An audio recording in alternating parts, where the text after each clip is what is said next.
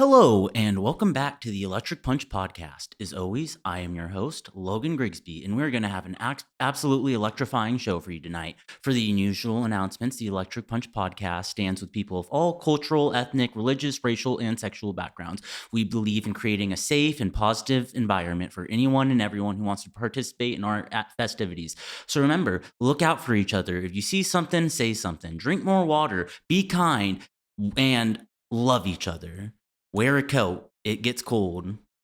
With that, I have the absolute pleasure tonight. Welcome on tonight's guest, Nathan Davis, or Hi, I'm Ghost. Hi, how are you doing? Not too bad, not too bad. First off, I'd like to thank you for taking the time out of your busy schedule to come on tonight. I know you have a lot going on. You're on tour. I'm sure Yeah, of course. fitting in something like this isn't the easiest thing to do. So, from banshees to poltergeists to shades, revenants, wraiths, spirits, and of course, ghosts, what spectral boogeyman would you want on your side, and which one do you fear the most? I would say Wraith, I'd want to be on my side. And then Ghost is probably what I fear the most. Absolutely. Okay, so let me start with a little bit of background. Where were you kind of born and raised, and where do you lay your head at night when you're not on tour? I was born in Laguna Hills, California, and then whole childhood moved around a lot. I think I lived in something like 38 houses during my teenage years. And then just the teenage years. Oh, man. Yeah, me and my mom, we moved around a ton. And then as an adult, I live in Bakersfield, California, which is about an hour and a half away from LA. A little oil refinery town. Yeah.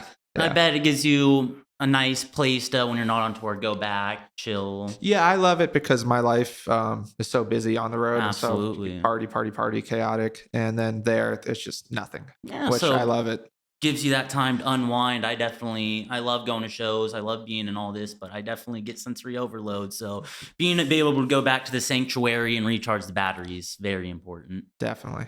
Okay, so what was kind of the role of music growing up in your life, and what kind of music did you grow up listening to? I grew up listening to a lot of Depeche Mode, Duran Duran, The Cure. A few years later, She Wants Revenge. A lot of stuff like that. And then music's a big part of my family, music and theater. Oh, yeah. So what were some of the first instruments you picked up, and when and what kind of got you to EDM in the first place? Piano. It was the first instrument I started playing. I started playing piano, I believe, when I was 3. Drums a little bit. Never really got far with it at all, but mainly just piano and bass. Angsty teenager, I want to beat on things. Yeah. Some people can beat on things better than other people. Yeah, so piano and bass. And then electronic music got kind of introduced. I started making music electronically probably when I was around 9 in GarageBand. But I was just doing a lot of like classical type things, piano, strings. And then from there, I think I was around 13, 14 when it was more actual electronic music production. Yeah. So do you have any concerts that kind of stand out in your mind that made you say like, wow, I want to be a part of this? No, actually. The first show that I ever played as Time Ghost was the first electronic concert I ever went to. Really? Yeah. So how did you kind of prepare for that? I didn't. I showed up and I was terrified, and I guess what was the crowd like? Was decent sized? It was a sold out crowd at Space Shot in LA for my first show ever. Hell yeah! Then, so start out the gate, sold out show, LA. Yeah. And then a week after that was another sold out show with Downlink and Prototypes in Denver at a really famous club that's not there anymore called Beta. So I was really just thrown into it. Okay. So what does your family think about your career aspirations, and are they pretty supportive? Yeah. So my father's side, pretty much everyone has made their living through music. On my dad's side, people have played drums for Ike and Tina Turner, keyboard for Buck Owens, and then my dad has his band. And then on my mom's side, they were all theater kids growing up. So my family's very artsy. And Absolutely. I have a lot of friends who, tried to get into it or are into it, and their parents still aren't completely supportive. Absolutely. So I never had to have those struggles. I've interviewed so many people whose parents don't get it. They're army men parents or stuff like that. Yeah. So very, very pushback to want to do anything artistic that isn't an easy thing to get into. Yeah. So coming from a artistic family, did you ever like want to be a doctor or a lawyer at some point? And your parents were like, that's kind of lame, man. You need to be a rock star or something. It was funny because I never actually wanted to. I mean, I wanted to do what I do now, but it was never like I was trying to do it. That was never what you never like were in kindergarten saying, I want to be a rock star. I want to be. No, I wanted to be in kindergarten. I wanted to be like an archaeologist. Then I found out it wasn't quite like Indiana Jones, and I was kind of bullied you for that. It's not going to be like Indiana Jones. And then be stuck in a museum. Middle school, high school, I really wanted to either go into computer science or I'm big computer science kind of myself. Even hit like history, somewhere in that field, and it all just kind of happened.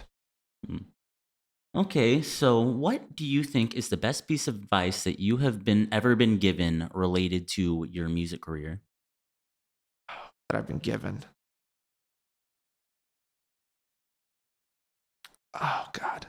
I've gotten a lot of bad advice. No, let's hear that. I actually ask this all the time. I never ask what's the worst advice you've been given. I mean, most of the bad advice was actually from my family because they're all people who have done their whole lives through music. I just don't do it. Keep it as a hobby and as something that you love. Absolutely. I have a few friends who like to work on cars and like to do hair and like to do stuff for a living. And I'm always like, well, why don't you make it into a career? And I have heard so much. Once you start doing it for money and once you start doing it for a living, the passion kind of doesn't. And that's not always the case, but the passion does kind of drain out. No, definitely. Best advice? I can't really think of much besides the opposite, which is go for it. Go for it. Okay. Yeah. So you are part of a duo. Yes. What are some of the pros and cons of working in a duo? It's differed over time because when we first started, we lived together, and now Tiago lives in Hawaii. Oh, I'm in Bakersfield, and I can't think of many cons besides creative differences, but that doesn't really happen between us. I do have friends with other duos, and we've been very fortunate that we don't have a lot of those issues with egos or creative differences or financial things. So for us, it's worked out very well, very yin and yang. Everything I'm good at, he doesn't have a clue. Everything that he's great at, I don't have a clue. So if you were to choose a tattoo for him right now, what do you think it would be and why? Oh, it'd be feet. Be feet? Yeah. Does he hate them? He hates them. He hates them. That's the first thing that comes to mind. Where are you putting his foot tattoo? Are you putting his foot tattoo on his foot? 2 feet? No, I'm putting it huge right in the middle of his, right in the middle of his chest. Oh man, that's gonna be a rough one. Okay, so have you ever been at a point in your life playing a show or festival, something in particular you thought, wow, this is it. I've made it, like I'm successful, this is my career now? Yeah, so there was a few moments. I wouldn't say that I thought I made it. It was more just like taking a step back and realizing where I am. The first one was when I was on the Excision tour last year. We were in Phoenix at Rawhide, which is this huge venue. I think it's like 8 or 10,000 people. And I played my set. It was cool. I had a great time. I was like, wow. But then I stayed, watched Excision play, and I was like, 15-year-old Nathan would be absolutely shitting himself right now. And then the other time was actually here last March when I played here with Virtual Riot on his tour, and we back-to-backed at the end, which I've known Val for years now, and we played a bajillion shows together, but it was a moment where we were back-to-back, and same thing. I was like, wow, I know him now. He's a friend, but 15-year-old Nathan would be like, what's going on? Flabbergasted. Yeah. Absolutely. Okay, so when you go and you're making music, do you make it for yourself or are you making it kind of with the audience in mind? It really depends. So for a lot of the High on Ghost stuff, it's more for the audience in mind.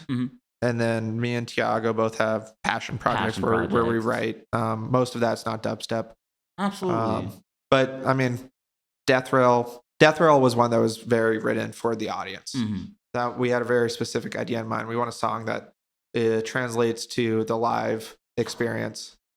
But there has been High on Ghost songs like Lies and Egos we wrote for ourselves. And most of our Misfits EP from 2017 was for ourselves. So I Absolutely. would say it's a pretty healthy balance, but we do make sure that we have like passion projects on the side. Absolutely. I gotta imagine that's really what keeps you going. Yeah. Obviously, I'm sure you get a lot of good energy from dropping a song, but I'm sure passion projects are very important too. Yeah. So, how do you know when a track is finished? And do you go to anybody and get kind of constructive criticism before kind of taking it up to the next step? Well, that's usually my job. So Tiago does the mix and mastering at the end, and he likes to tinker and tinker and Hmm. tinker, and then I just say no, it's done.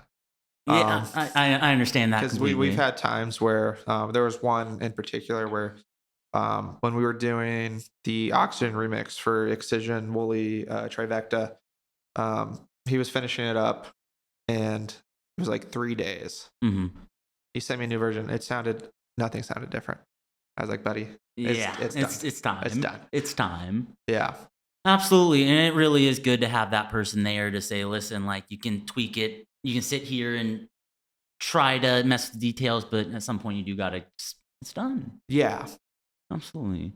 So, do you think you could describe your sound to me as if I was a 75-year-old boomer with back problems named Bob? Robert? Yes. Bobbert? Yes. Haunted Mansion meets. Okay, so you're 75. Spooky, yes, spooky mansion. Spooky Haunted Mansion meets I have dial-up, so Gundam, because yeah, it meets they're dial-up. Transformers is a little late, so it meets Gundam. Okay, awesome. So, how do you deal with song requests? Never really got them actually. There's been a few times, Mhm. and I didn't deal with them. Usually, those people got Yeah. kicked off the stage by security. 'Cause it's usually very drunk people. Um, but yeah, I got to skip that part of. Lucky. Yeah. Good. So, have you ever had any crazy, wacky experiences when dealing with fans? Oh yeah. Oh, yeah. Oh yeah. Any that stick out that got any good stories or? Um, One-on-one interactions, not too much crazy stuff, but I tried stage diving a few times. First time I did it, just touched way too many places and Yeah. came out of it with a shoe missing. Yeah. And I jumped in one of the mosh pits at our own show. Mhm. Got punched in the face about 6 times Oof. by my Oof. own fans, and yeah, I haven't done that since. Hey, man, I love you. Wham. Yeah. Yeah, I got punched in the face last year at a show, and after that, I've kind of stopped going into Yeah. things. So 6 times in one night, I think I'm gonna slow down on that. Yeah. So, how do you go about designing your merchandise, and who kind of sketched out the original logo? Oh God, the original logo we made, Okay. the original one, and then the most recent one. Um, Two different designers worked on it, but it was very similar to our original one. The letters were just a little bit more rounded and more bubbly looking and more cutesy. Absolutely. And then Ghost was remade to look a little less derpy. And then for merch designs, we work with. It really depends on the project. Like recently, we did a collection with Scummy Bears, Mhm. which they're amazing to work with. They're great, and they Love did their all the stuff. designs Love for their that. stuff. And we just gave them the thumbs up, and then it was out the door. And then for other merch designs, we've had lines that we've designed ourselves. We've had lines that we've hired people. It's really collaborative.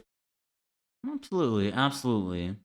So, do you consider yourself kind of a creative person when it comes to stuff like that, or are you more musically inclined? More musically, and then I think with that side of Mhm. the business, if you will, I think one of the things that we've done that I like, at least with all the people we work with, like all our visual guy, his name is Milgram, Gabe, and all the various art people that we work with, is we give them a lot of creative. Like we give a Creative very freedom. basic prompt. So like for our visuals, we're like, just needs to have ghost. You know what we sound Absolutely. like.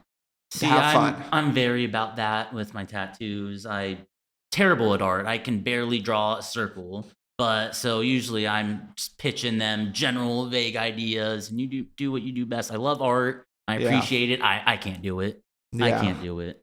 So you just started a new tour here in the last few weeks. Can you tell me a bit about that?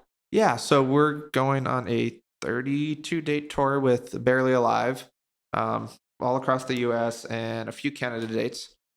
Um, and yeah, that's another childhood dream come true. Absolutely. He was probably my biggest influence growing up. I haven't told him that yet. But but gotta wait for the last tour date. Yeah, especially, I mean, way back with Rifle, Blow Kiss, and I mean, this is farther, but Cash and the whole Alzla EP. Their branding, the fact that they were a duo, just huge inspirations to us. And does tour have a name? Yes, Feel the Panic. Feel the Panic. Feel the Okay, Panic I tour, like, which I was like that. which was the name of his last EP. Okay. So obviously being on tour can be very stressful. A lot of long nights, long hours. Yes. How do you personally kind of deal with that stress? I've gotten better at it. I'll start there. I think one of the things is you have to really take a step back and realize that not a lot of people get to do this and live this life. And even though it is mentally exhausting and physically exhausting in a very different way than normal work is. Absolutely. Especially on the mental side, because it's just a lot of time spent in airplanes. Like I just got this, I saw one of my friends post this app called Flighty, and I downloaded it recently for this tour. And we're only on 2 weeks, and I've already spent 18 hours in airplanes for 4 show dates. So, and that's just in the airplanes. That's not at the airports or in cars. Oh my gosh. So, do you at least get that like TSA pre-check so you can Yeah, go I through have the everything TSA really pre-check quick? and all that. I do imagine that's got to help a lot, cut Yeah. down on that time. But 18 hours in a plane, man, that's a lot. Yeah, that's within 2 weeks and only 4 shows. Yeah, and only 4 shows. So you said 32? 32. So yeah, Not good with my 28 numbers, more. but I think that's an eighth. Yeah, quite a lot more. So that's really the demanding part, and things that I've I've gotten into podcasts recently, audiobooks. I downloaded a GameCube emulator on my laptop so I could play Wind Waker at the airports, and just trying to find ways to keep yourself busy that doesn't involve sitting in your sadness or drinking yourself to death. Absolutely. Because that happens to a lot of artists, and it's really sad because it is depressing. And it definitely is, and I definitely feel alcohol is an easy escape. Yeah. And I feel like in the culture, and it's not even EDM culture, I feel like that's just music culture, touring culture. That's usually what a lot of people do. Yeah. So And it's hard because, like, even me, I mean, I've been touring now for 6 years. I've never bought an alcoholic drink. Hey, respect, man. But I've drank probably $40,000 worth. But I've never had to buy one. It's like, so it's so accessible to us. Absolutely. And when yeah. I got a hold of you guys, I'm like, hey, do you want me to bring any beer? Do you want me to bring anything? I understand that completely. Like, when it is just that accessible, it's kind of hard to say no. Yeah, and most of us come from, not all of us, but most of us come from this background of like very nerdy teenagers. Like, yeah. I never went to a party in high school. I never went to a concert. Like I said, the first EDM show I went to was my own show. I went to a few concerts, but it was always my friends' dads watching us the entire time. I do feel that I was very nerdy in high school. I was gonna say I could pretty much consider my Nintendo Switch my airplane machine. Yeah, no, that's great. But yeah, it's just like a lot of us go from this world of, we spent all of high school. I was extremely bullied in high school. So we go from being bullied and just this nerd to now you're in front of thousands of people every night. And then it's this very high, low lows. So like I go to therapy, and the way my therapist described it is he's an entertainment therapist. And he's like, it's very odd and different for entertainment people because what you experience is, he calls it paradise. So you go to your show, you're getting praised by thousands of people, you're spotlighted, and then within minutes, you're all alone in a hotel room. Yeah, absolutely. So it's more of a fake paradise. Yeah, he's like, and that's why a lot of artists, unfortunately, sadly enough, tend to drug abuse, alcohol abuse, because you're trying to find something to stay in paradise. Absolutely. Hey, man, I got a lot of respect for you openly saying that you're in therapy. I go to therapy as much as possibly can. I know a lot of people, there's a lot of stigma with that. Yeah. So I got a lot of respect for you coming out here and being able to talk about that pretty freely. No, and therapy, I completely understand when you're getting all that, hey, you're did kick-ass said, all that positive affirmation, and then just go into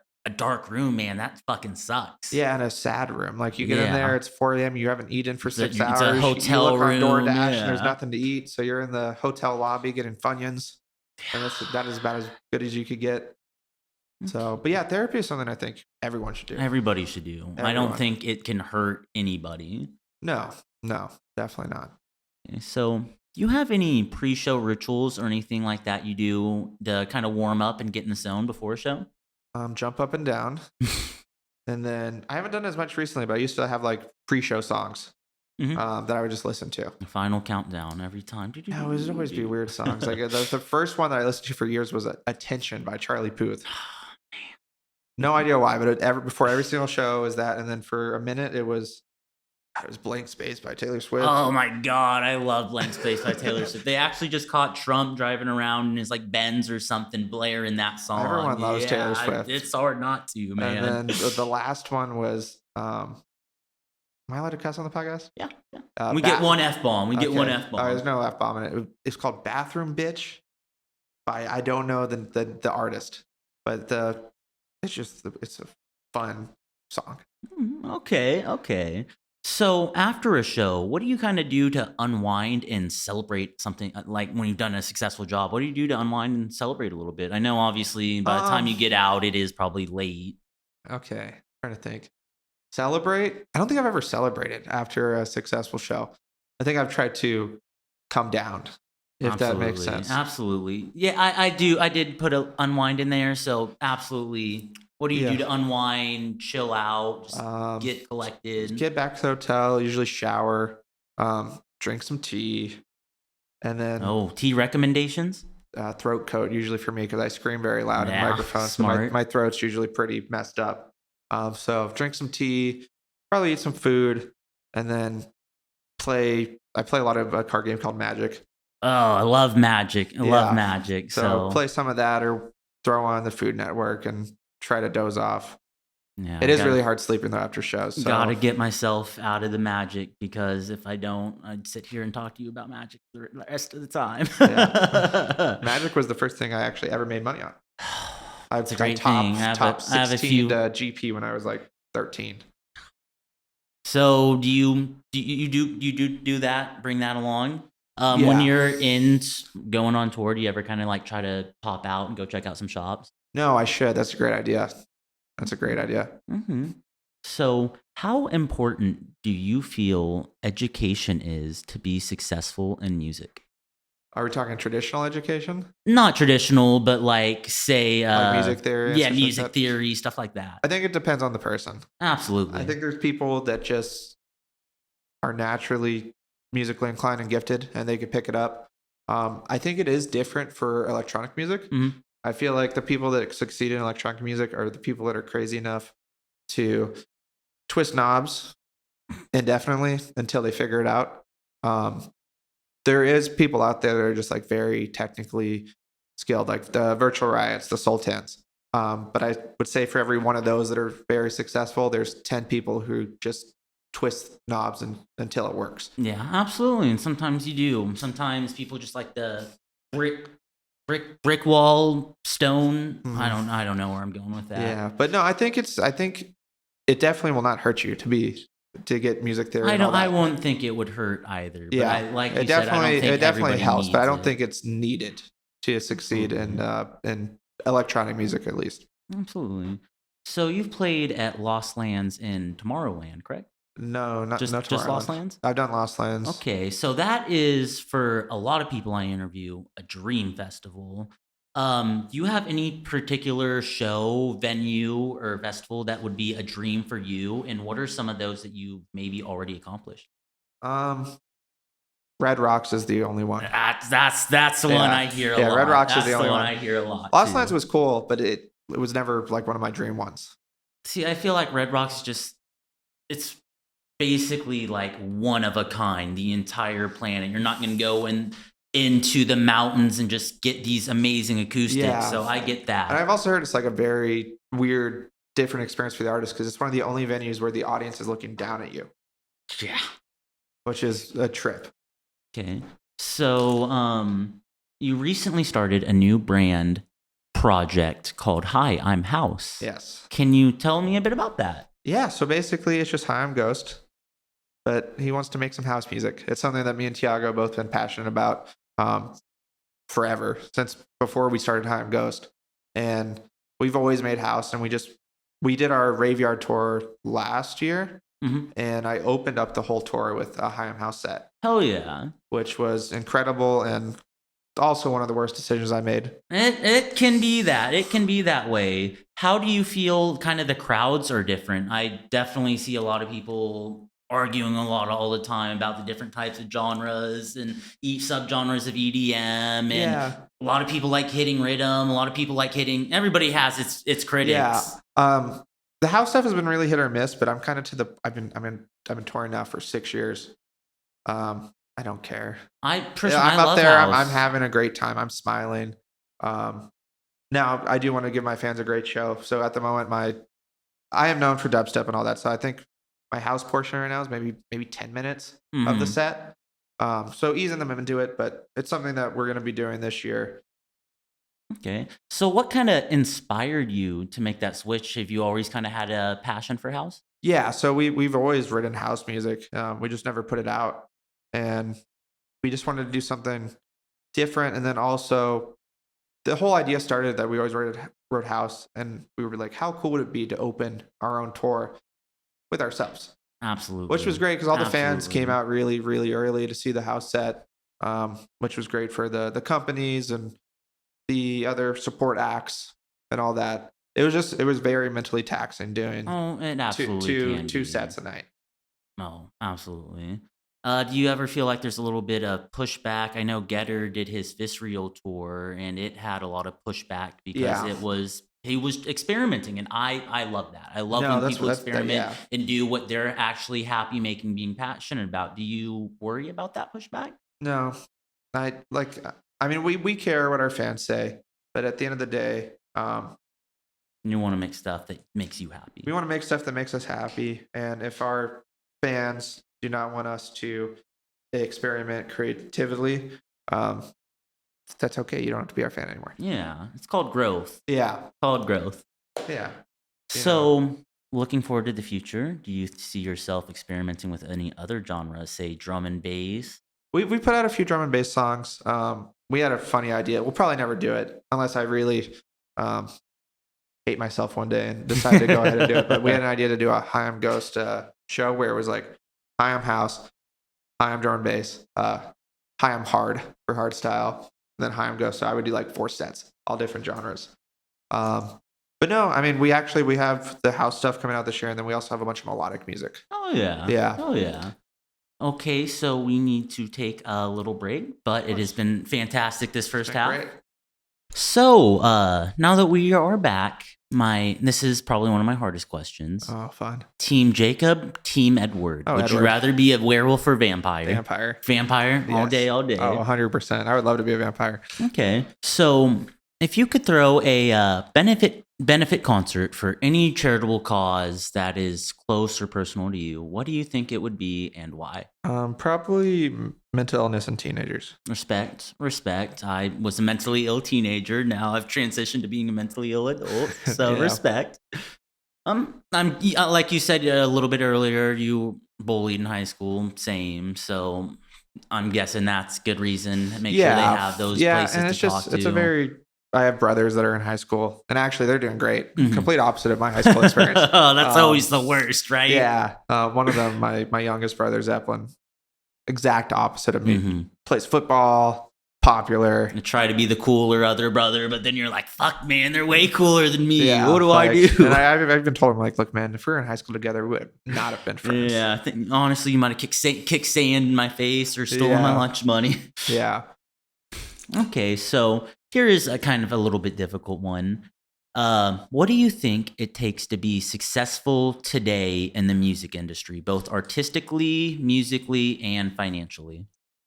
Oh, God. I think it takes a team. Mm-hmm. I don't think anyone could do it alone. Absolutely. There is those beginning stages where you are doing it alone, and that can only get you so far.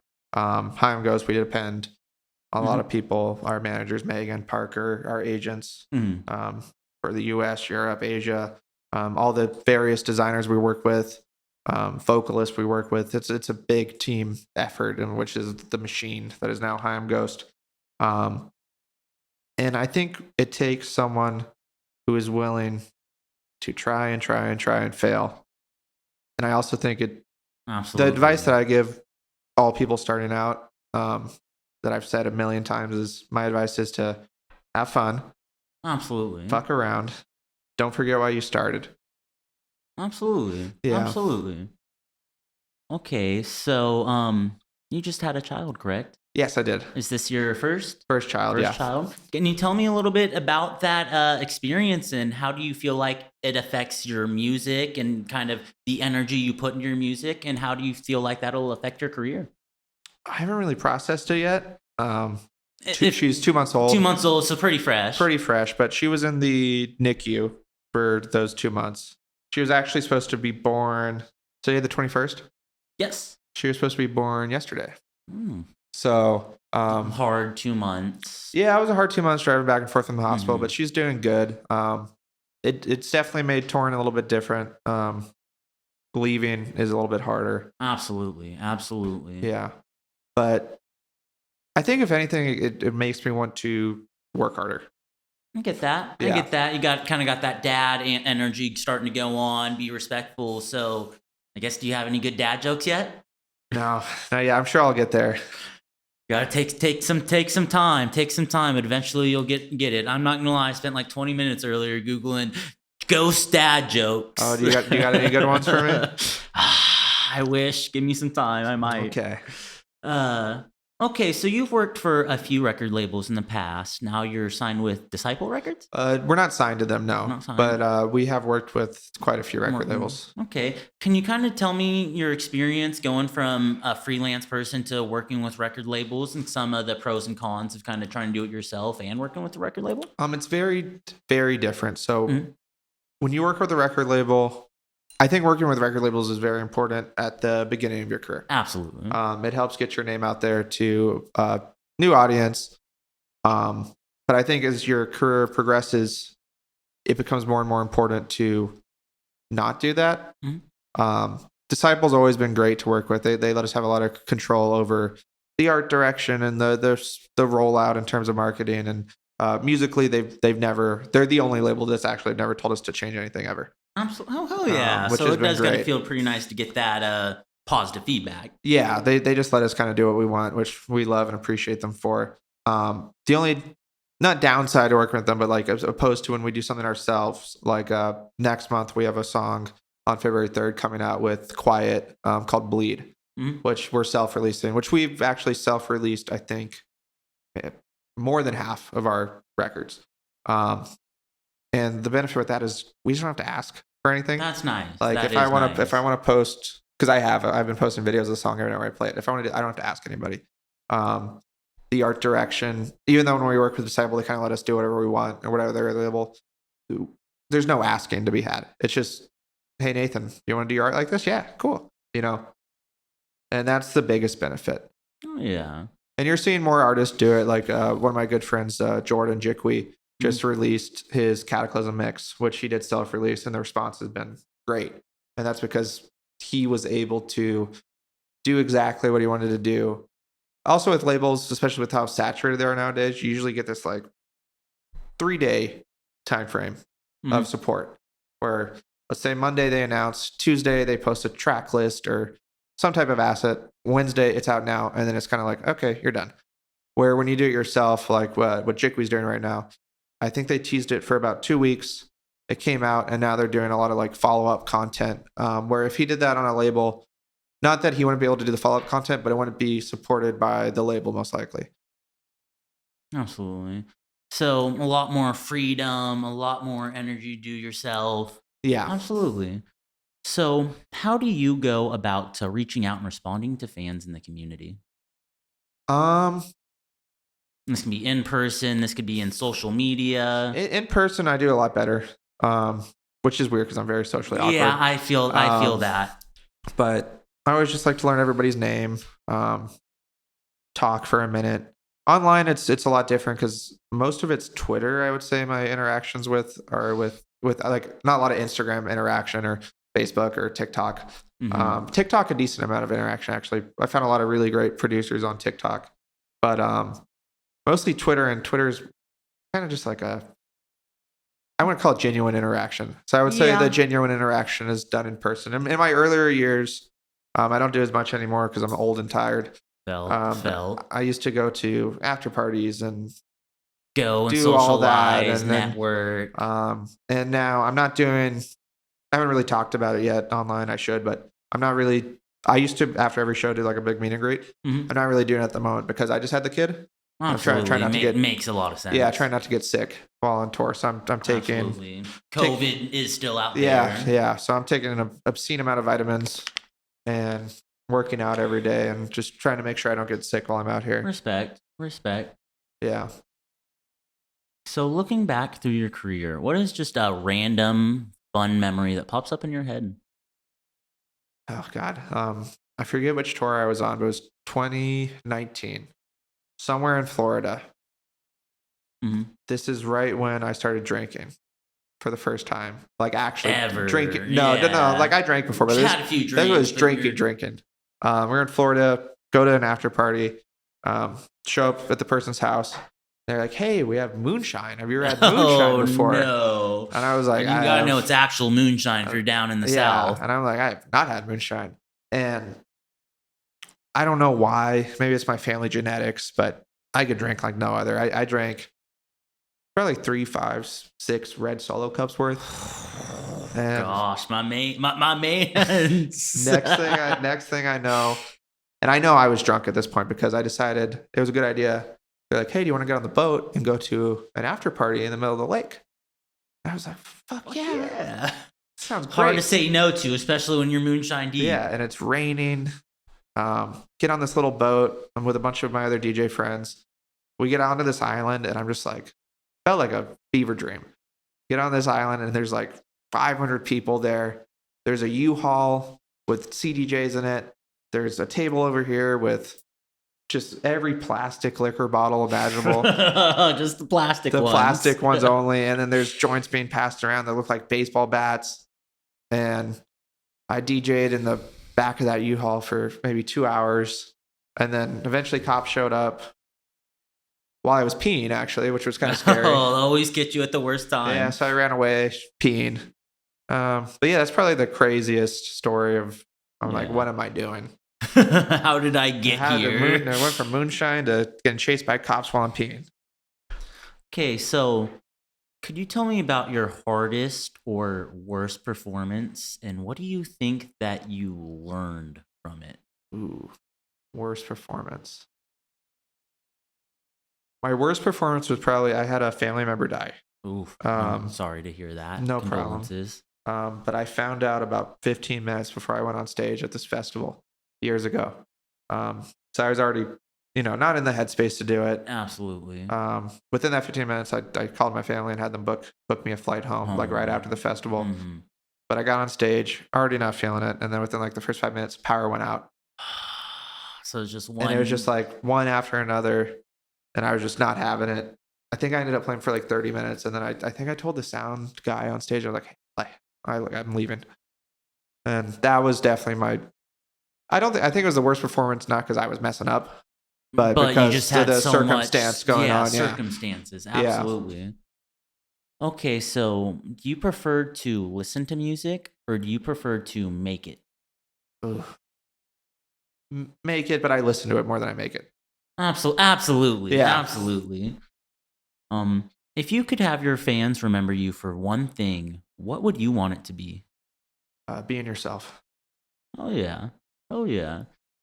So, how do you feel you have seen your style and sound evolve since you started today? That's a hard one because I think internally, me and Tiago, we don't view it that way. Absolutely. But if we like take a step back and look at it, we started kind of retrospectively. Yeah, we started far more like cutesy, and we had a lot of these like waltz melodies going on in a lot of our earlier songs. And now it's kind of evolving with the Haim House stuff that's completely separate. But it's evolving into, we have not a formula down, but we're known for these like very cinematic intros and builds. Using the word death way too much. And we're not ones to say that like our sound design is very unique. But I think the one thing that we've done very well and a lot differently than other people is the way our sub is. Which in bass music is a good thing to have your sub sound a little unique. We have very glidey, bendy subs. And I would kind of say that's what defines our sound. Okay. So then going forward, how do you see your sound evolving in your future, both your Hi I'm Ghost and on your Hi I'm House project? What do you see? How do you see that going? I think with both of them, which I mean, we're going to see with this next release with Quiet, we're really focusing on more vocals. A lot of the newer stuff is very metal influenced. Like the one with Quiet is basically a metal song. And then we also have this other side where we're releasing all this really beautiful, kind of poppy, melodic bass music. Yeah. Oh, yeah. So about what year did you join the EDM community? Oh, God. Okay, I've been touring for 6 years. So 2017. 2017? Okay. 2016, 2017, So somewhere in there. through that time, 7 years? My mental math, 7 years, let's say 7 years. How have you seen the community grow and change over the years? Obviously, we've had some struggles. Everybody had to deal with COVID. Yeah, that was... Everything's kind of getting back to the way. But how have you seen the community grow and change over the years? And what are some pros and cons? Obviously, I see a lot of people are mad that EDM's getting more widespread. So we're getting college bros and stuff like that. And the old heads are mad about that. So yeah, how have you seen the community grow and change over the years? And what do you think are some of the pros and cons? And what do you say to the old heads who are mad about the college kids? I would say you're exactly how your parents were 20 years ago. Couldn't have said it better myself. I mean, that's all I have to really say about the old heads. I think it's great that the genre is getting bigger. I absolutely agree. I mean, bass music is getting way bigger. Electronic music as a whole is getting way bigger. And electronic music getting bigger has been going on for 10, 20 years now. But bass music specifically in the past 5 years has really, really grown. And I think for the fans, the diehard fans where they wanted it, it's kind of like the punk scene. I've always kind of, dubstep was very punky. Now it's more metally. I think dubstep, like when we started, dubstep was very punk. When we started touring, it was all these like very small venues. Dirty, wasn't a lot of like headbanging yet. It was more of like just the moshing, kind of like a punk show. And then as it grew, now it's more, we went from like Sex Pistols to like Kiss. That makes sense. I like that analogy. Yeah. Okay. But I think it's overall good. It's good for... I do too. The fans have more opportunities to see artists. The artists have more opportunities to make a living. Like I said, I agree with you. The old heads they do sound like their parents from 20 years ago. It's not very you goddamn kids, you stay off my lawn. Da, da, da, da, da. This isn't even a rave anymore. Da, da, da, da, da. Like, if somebody actually likes and appreciates the music, I'm not going to gatekeep. I hate gatekeeping. If I want to do my best to make sure people are accepted and they have as good of a time as possible. Obviously, with college chads and shit like that, not everybody's going to be great, but tell me, any music industry, any show you go to is going to be 100% good people. There's always going to be assholes. And I even think 6 years ago, there was still the college guys, if you will, that were just there to hurt people or be assholes. Absolutely. Like, that's never changed. There's a little bit more of them now, but there's also a lot more of the nice people. So do you have any musicians that inspire you? Wes Borland is a big one. He's the guitarist for Limp Bizkit. I don't like Limp Bizkit, but he has a band called... Limp Bizkit still sucks. Yeah, but he has a band called Blacklight Burns, which I absolutely love. And he's really inspiring. And then... I don't know his name, but whoever the guy from Sheeran's Revenge is. And then just all the stuff I grew up listening to. But Wes Borland's the one that like instantly comes to mind. Okay, so say you get home from tour, chilling, open the front door, chilling in your house for a little bit. You walk, and you're looking out your back window, There's a horse in your backyard. Oh wow. What do you do with this horse in your backyard? It's in my actual backyard. Yeah, it's in your actual backyard. I just got home. You just got home. I'm tired. Yeah, I'm not gonna deal with it right away, probably. Yeah, I closed my blind and go, hope it doesn't do anything bad. I'll figure that out when I wake up. Sounds like a problem for Nathan later. Okay, so what advice would you give to an up-and-coming DJ who wants to stand out and make their brand their own? Okay, so I'll start with the first thing I said, which is have fun, fuck around, don't forget why you start. But for branding, even though it is sad, music and the music industry is not 100% what matters anymore. Mhm. Like for us, an example, I think branding has been at least 50% of our success, if not Absolutely. more. So I would do your research. I wouldn't do this at the start. When I would start, I would have fun, write music, put it out. And then once you get to a point where you think you're at the level production wise where you could do it professionally, put the time in and learn about branding pillars, marketing, what you want to do, what you want to represent. And I would say stay true to yourself. Absolutely. It's very easy to tell when someone's fake. Absolutely. Yeah. I think so too. If you could go on tour in any other country for a year, but you couldn't come back to the States for a year, what Japan. country would you want to go to? Japan. Japan? Yeah. Yeah. Fuck yeah, my Yeah. mans. Yes, sir. So the music industry can be considered highly competitive. Do you consider yourself to be a competitive person? No. And who would you consider yourself to be? Who would you consider to be your biggest competition? I don't think about it that way. I was talking to my mom about this yesterday. Just like situations that came up with playing the same cities as friends and them thinking of it as us competing for tickets and me just not thinking about it like that at all. I feel like, yes, there is only so many spots, if you will, to make it in dubstep, but I don't think it's healthy to view it as competing against your peers. Absolutely. I think there's such a thing as healthy competition Yeah, where you of hype your course. homies up, and I think that's fantastic. But I definitely can see where it gets toxic and it can get hateful. Yeah, because the way I like to think about it is there's always someone bigger. Absolutely. Like the example I always use in dubstep, which I think is funny, like Jeff Excision, he's huge, right? But Marshmello did a deal with Coca-Cola. Nothing bigger than Coca-Cola. Nothing bigger than Coca-Cola. Yeah. Okay, so here. If you could change one thing in the music industry, what do you think it would be? I think egos. Absolutely. Just get rid of everyone's ego. Absolutely. Music isn't as serious as we all think it is. It's have People fun. want to make it. I don't get people gatekeep.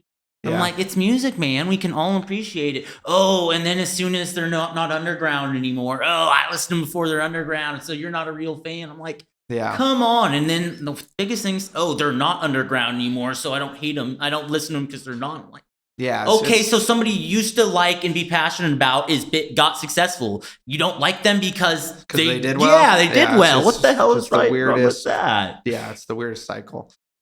Okay, so what do you think is the biggest sacrifice that you have made for your career? Family. Absolutely. And just time in general. Absolutely.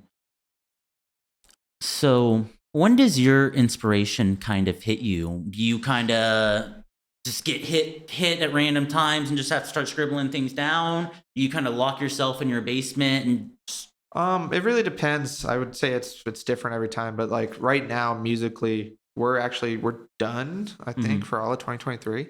Oh yeah. So it's not exactly on top of mind. Right now it's just let's write for fun. But when it is like time to write again, not that we force ourselves, but we do go into like, okay, we need to do an album. Absolutely. We're on album mode. But no, inspiration comes at all sorts of, like Death Rail, for example, we wrote in a hotel room in Calgary in 15 minutes. The drop. Yeah. And then the name and the speech we came up with on a car ride to LA. Mm-hmm. down to LAX. So, how do you see EDM and your brand evolving in the next 5 years or so?